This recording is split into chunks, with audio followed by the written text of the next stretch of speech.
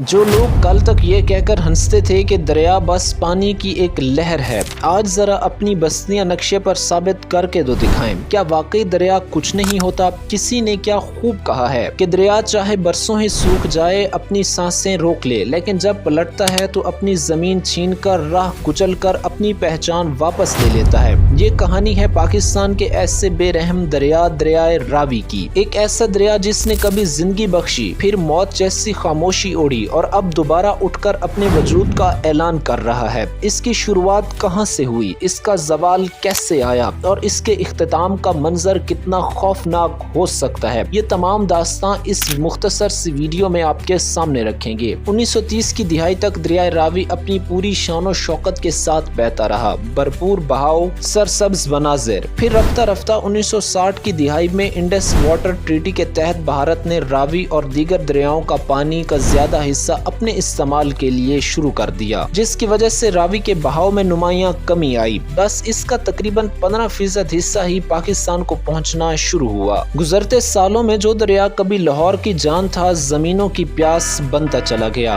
और आखिरकार ना होने के बराबर रह गया। लेकिन इंसानों को भी साथ ही अपने ठिकानों की फिक्र सताई। इसी खुश किनारे पर आहिस्ता आहिस्ता आबादियां और हाउसिंग सोसाइटियां बननी शुरू हो गईं। शादरा और फारूकाबाद जैसी बड़ी सोसाइटियों का क़याम खास तौर पर 2010 के बाद वाज़े हुआ, जहां हजार घर और लाखों खानदान दरिया रावी के खुश किनारे पर आबाद हो चुके थे। मुकामी महकमे जात की एक रिपोर्ट के मुताबिक तकरीबन 50,000 से जायद घर और 2 लाख से जायद खानदान इसी किनारे पर आबाद हो चुके थे। फिर कुदरत ने अपना खेल शुरू कर दिया। पिछले चंद सालों में मौसमियाती तब्दीलियां शुरू हो गईं। भारत की जानिब से डैम रिलीज और जबरदस्त मॉनसून की बारिशों ने रावी को एक बार फिर जिंदा किया। वही खुश्क नदियों की तह अब लहर बनने लगी और अब हालत ये है कि पानी की लहरें घरों की दीवारों से टकराने लग गई हैं और सब आबादियां जो अपनी फिजा को पक्का तस्वुर करती थीं, पानी की बेरहम लहरों की जद में आ गईं। फारूकाबाद और शादरा में पानी 4 फीट तक घरों के अंदर घुस गया है। चारों तरफ लोगों के लिए खतरा है। घरेलू सामान तबाह हो चुका है, बिजली और बुनियादी सहूलियात खत्म हो गई हैं। और इसके बाद अगर पार्क व्यू सोसाइटी जैसे नामवर मंसूबे की बात की जाए तो ये खुशी खुशी दरिया रावी के किनारे पर आबाद हुआ और अब ये भी महफूज नहीं रहा। पानी ने इसकी बुनियादें हिला दी हैं, घरों में अपनी जगह बना ली है और लोग इस जंग आलूद पानी के सामने बेबस नजर आए हैं।